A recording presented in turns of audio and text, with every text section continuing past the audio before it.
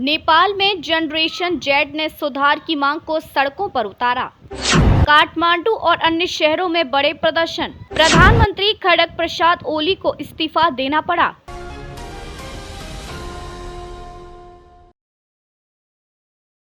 नेपाल की generation Z ने देश के नए राजनीतिक रास्ते पर कदम रखते हुए सुधार की मांग की। नेपाल में दशकों में राजनीतिक हिंसा के सबसे घातक प्रकोप ने देश को एक नए सवेरे की ओर अग्रसर किया है। पिछले हफ्ते की शुरुआत में ज्यादातर जनरेशन जेड प्रदर्शनकारियों ने काठमांडू और अन्य शहरों की सड़कों पर प्रदर्शन किया, जिसके कारण प्रधानमंत्री खड़ग प्रसाद ओली को मंगलवार को इस्तीफा देना पड़ा।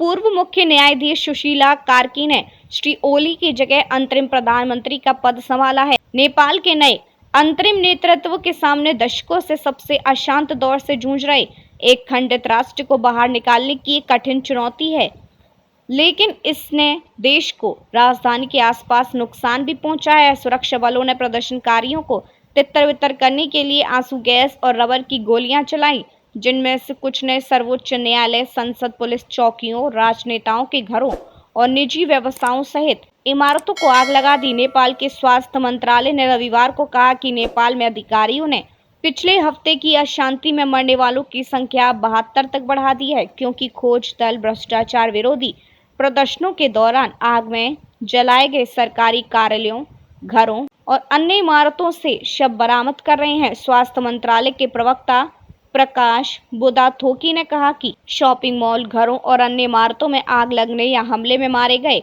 कई लोगों के शव अब बरामद किए जा रहे हैं। शनिवार तक मंत्रालय द्वारा जारी मृतकों की संख्या 51 बताई गई थी। रविवार को नवीनतम आंकड़ों के अनुसार हिंसा में कम से कम 2113 लोग घायल हुए हैं। नेपाल के लिए एक नया सवेरा रिपोर्ट के अनुसार रविवार को औपचारिक रूप से पदभार ग्रहण करने के बाद पहली बार बोलते हुए सुश्री कार्की ने कहा कि वे 6 महीने से ज्यादा समय तक इस पद पर नहीं रहेंगी। उन्होंने यह भी कहा कि सरकार अशांति में मारे गए लोगों के परिवारों को 10 लाख रुपए, करीब $17,000 का मुआवजा देगी और घायलों को मुफ्त इलाज करेगी। नेपाल के स्वास्थ्य मंत्रालय ने रविवार को कहा कि नेपाल में अधिकारियों ने पिछले हफ्ते की अशांति में मरने वालों की संख्या 72 तक बढ़ा दी है। अगला कदम सुश्री कार्की द्वारा मंत्रिमंडल का गठन करना है।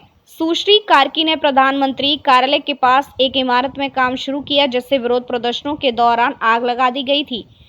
सरकारी टेलीविजन के अनुसार उन्होंने वरिष्ठ सरकारी अधिकारियों से कहा, हमें अब नष्ट हो चुकी इमारतों के पुनर्निर्माण में जुट जाना चाहिए। इस अशांति ने नेपाल की पहले से ही कमजोर अर्थव्यवस्था को और भी ज्यादा नुकसान पहुंचाया है।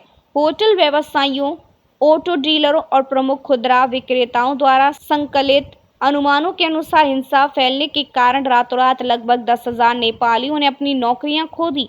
होटल एसोसिएशन नेपाल ने स्थानीय मीडिया को बताया कि इस क्षेत्र को 25 अरब नेपाली रुपए, 27.5 करोड़ डॉलर का नुकसान हुआ है।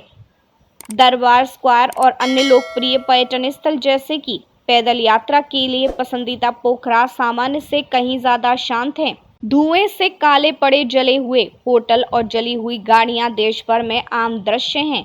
नेपाल में प्रदर्शनकारी कई हाई प्रोफाइल भ्रष्टाचार घोटालों की व्यापक जांच की मांग कर रहे हैं, जिनके बारे में उनका कहना है कि इन घोटालों ने राज्य को खोखला कर दिया है और राजनीतिक अभिजात वर्ग को समृद्ध बनाया है।